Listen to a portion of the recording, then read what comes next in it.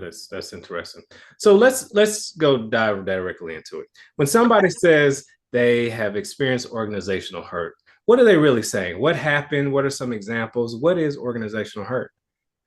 I'm really glad that you asked that. So organizations have breaches, bruises, betrayals, and hurt, right?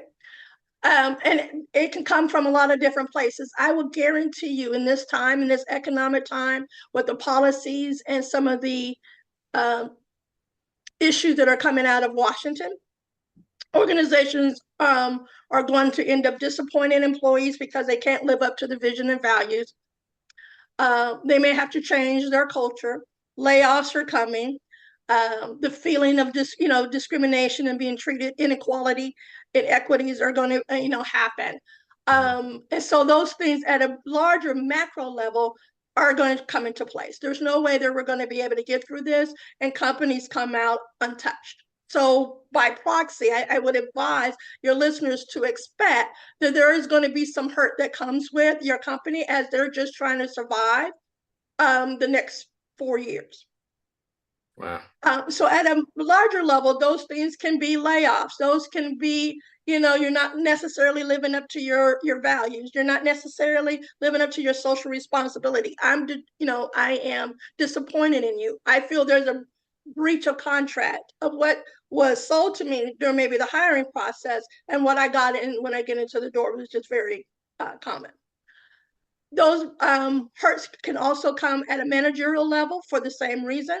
That may be discrimination, that may be workplace cultural bullying, and things of that nature in a hostile, maybe toxic environment. And then even at the individual level, that can be gossip. That can be Susie and Mary work at the same company, a job promote, their best friends have been best friends, a promotion opportunity comes up, they both apply, one gets it and the other doesn't. One of those individuals may feel a sense of betrayal or lack of loyalty, that therefore now you are now my colleague and now you're my boss, and now there may be some level of feelings about that. And so these bruises and hurts that happen within companies come in all shapes and sizes. The other thing that I think is important is one hurt can have multiple lenses. And we often look at it through the lens of the victim. When you unpack it, there is the perceived victim, there is the perceived offender, there's the company's lens, there's all of these lenses, and often research and practitioners, in some cases, rightly so and fairly so, rally to the side of the victim without necessarily let's look out. So one hurt and one bruise has multiple lenses, and there's not always one truth or one right. When I started my career, there's been a lot of like reorganization shifts. And like you said, during this political time, there are going to be more stressors. Help us. What is it about stressors in an organization that causes these, adverse reactions, these hurts? Like what is going on, maybe from a human nature standpoint, that stress happens, bad behavior may follow? So one of the things that I counsel and coach people, these stressors happen, and sometimes they're real and sometimes they're perceived. So if I were to give you two pieces of nuggets, I will give you this. We treat narrative as if it is gospel and we act accordingly, when in fact, it just may be narrative. The counterpart to that is being in a space of, there's a difference between reactivity and responding. So even if what you're saying is 100% true, we are still responsible for how we show up, even in the bruises. Having the bruise and the hurt does not necessarily negate that. And our well-being is part of that. It's easy to practice well-being and all the things that we know that are great for us. When things are going good, it's a whole different beast when things are not going well.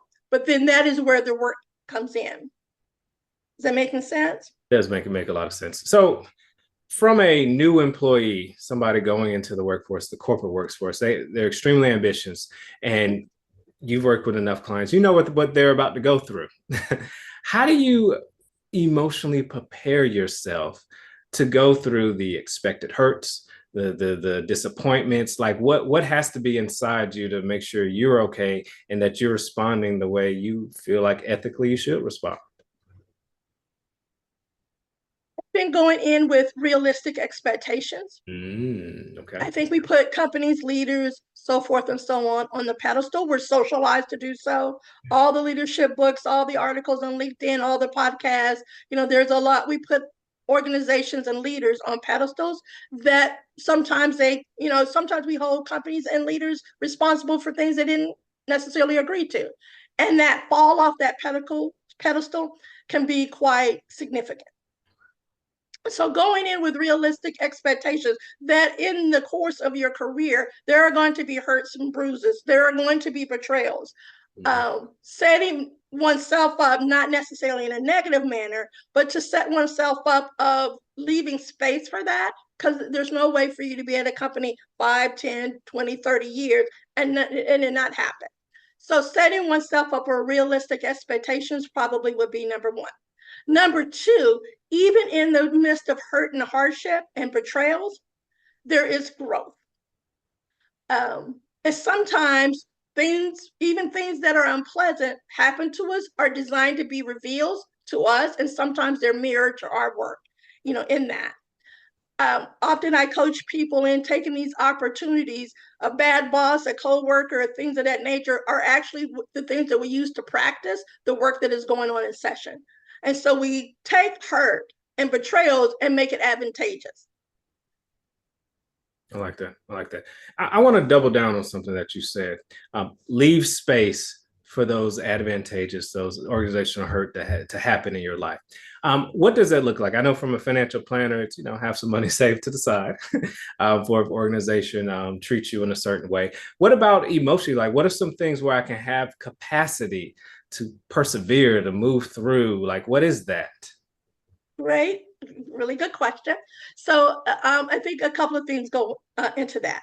Who I am as a person, my history, the jobs I came from before, my relationship with hurt, things of that nature, we bring our whole selves to work. And having that clarity, that capacity is different for each person. When you have a person who's maybe has already done a little bit of their work, they have a different relationship with betrayal and trust and things of that nature, their capacity is probably going to be much larger than somebody who sees it or maybe had different experiences going in. Leaving that capacity is a way of saying giving grace and knowing when we go in and we come out in with unrealistic expectation that everything is going to be shiny and the honeymoon is going to be forever, and everything that they put on that piece of paper about vision and culture and all of that is going to manifest 100% in the way that you wanted to every single time, sets you up for failure, and it sets yourself up to be disappointed, and it actually sets the company up for failure. And then we have an issue, right? And so going in, so that capacity says, let me leave space for those things, because those things will happen. If I go in with the expectation of one, already setting the company up there, that, companies are unfair, they don't treat their employees right, things of that nature, the first bruise or hurt that happens, I'm done, because I came in already full. If I go in with unrealistic expectations of, everything shiny and great, that disappointment tends to set me back, and it tends to be more significant. And so there's been a little bit of research that says, people who have how they relate to trust, how they relate to what, they will call forgiveness, how they relate to reconciliation, who they attribute the problems to. Do they attribute it to the culture of the company? Do they attribute it to policy of the government? All of those things come into play about how much space we will give and how that helps us on our reconciliation in that time. I don't like to use the word forgiveness. It has connotation to it. So I tend to say either moving forward or releasing them for whatever needs to happen. I think something powerful you said was grace. Giving it, when I apply for a company and they accept me, I'm going in, giving them the grace to mess up, be human. Right. Feeling the pressure, you're not alone. I'm Randall Lavery with Deasil Wealth Management, and I specialize in simplifying wealth for those who are near retirement and business owners. We'll create a plan that fits your unique needs so you can actually enjoy the wealth that you built. We consider our firm results-driven with a touch of fun. Ready for clarity? Click the Learn More and schedule your free discovery call. Let's build the financial future together.